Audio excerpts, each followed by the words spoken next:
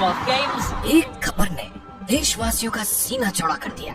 खबर थी कि भारत को 19वें राष्ट्रमंडल खेलों यानी कि कॉमनवेल्थ गेम्स के आयोजन के लिए चुना गया है। 2010 में कॉमनवेल्थ गेम्स होने थे, जिसकी तैयारी के लिए भारत के पास 7 साल थे।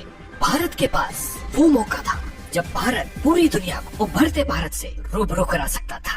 अब समय जो है काफी निकल चुका। मैंने 8 साल पहले ये बात कही थी जब कॉमनवेल्थ गेम्स इंडिया को अलाट। ऐसा होता भी अगर केंद्र में सरकार न बदली होती।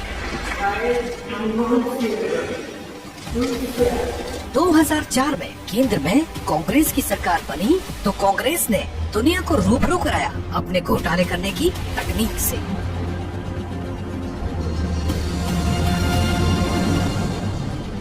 कॉमनवेल्थ का किराया घोटाला सामने आने पर खेल आयोजन समिति बौखला गई है। आनंद फानन में सारे आरोपों पर सफाई दी जा रही है। जहां पूरी दुनिया को भारत पर गर्व करना चाहिए था, वहां कांग्रेस के कारण भारत विश्व से नजरें नहीं मिला पा रहा था।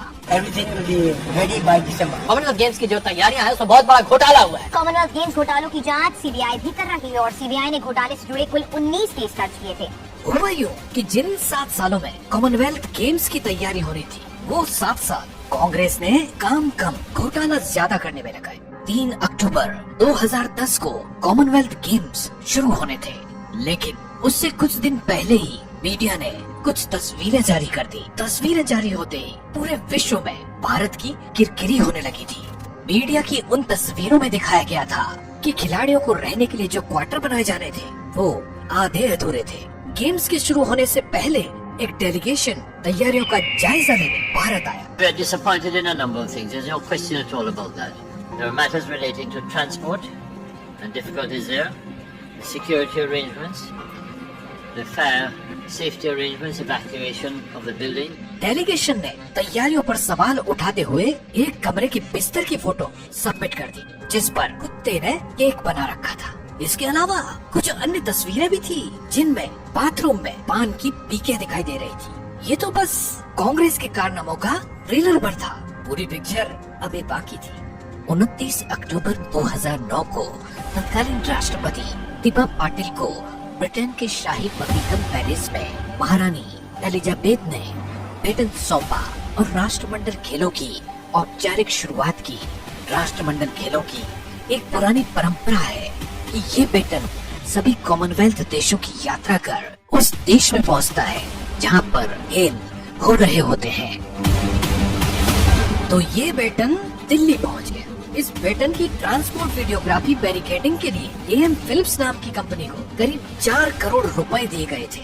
इस लेन देन पर ब्रिटिश हाई कमीशन की नजर थी और कमीशन ने भारत को इस लेन देन की सूचना दी। जब जानकारी जुटाई गई तो पता चला कि कंपनी के साथ ऐसा कोई कॉन्ट्रैक्ट हुआ ही नहीं। इस बात के बाहर आते ही आयोजन समिति के अध्यक्ष सुरेश कलमाड़ी को शक की निगाहों से देखा जाने लगा। कलवाड़ी ने भी अपनी सफाई में एक ईमेल दिखाते हुए कहा कि एएम फिल्म्स कंपनी का सुझाव उन्हें लंदन स्थित इंडियन हाई कमीशन ने दिया था।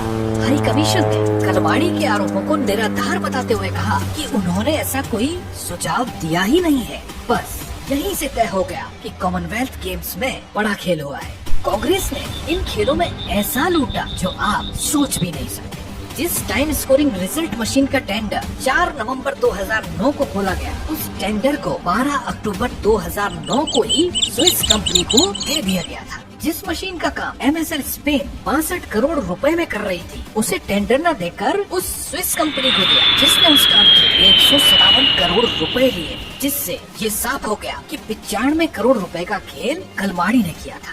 इतना ही नहीं, टॉयलेट पेपर का रोल जो 100-200 में आता है, उसे 3-4 हजार प्रति रोल पर खरीदा गया। 300 रुपए के सोप डिस्पेंसर को हजारों में और लाखों की प्रैक्टिस मशीनों को करोड़ों में खरीदा गया। ऐसा करते करते भारत की जनता की मेहनत की कमाई का 70,000 करोड़ कांग्रेस खा गई। लेकिन कांग्रेस की भूख अभी शांत नहीं हुई थी। कांग्रेस मतलब करप्शन के अगले एपिसोड में देखिए ये एक घोटाले के फिगर से। सीएजी की साल 2010 में आई रिपोर्ट में कहा गया कि बिना नीलामी के ही कंपनियों को 2G स्पेक्ट्रम के लाइसेंस का आवंटन कर दिया गया।